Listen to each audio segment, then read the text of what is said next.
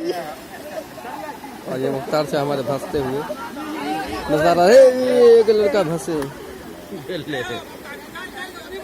भस तो घूमे जाको देते हैं।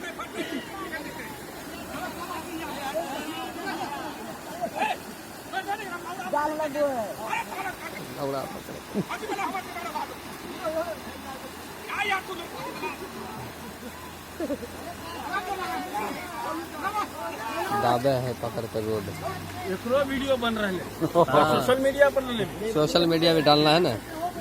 यहाँ पे पुल बनना चाहिए ना। पुल यहाँ पे पुल बनना चाहिए क्या? पुल बनना सख्त जरूरत है।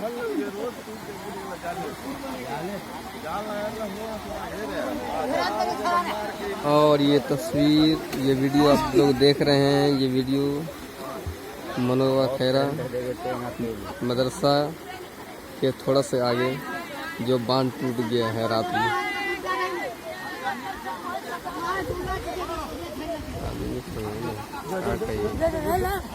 चल भाई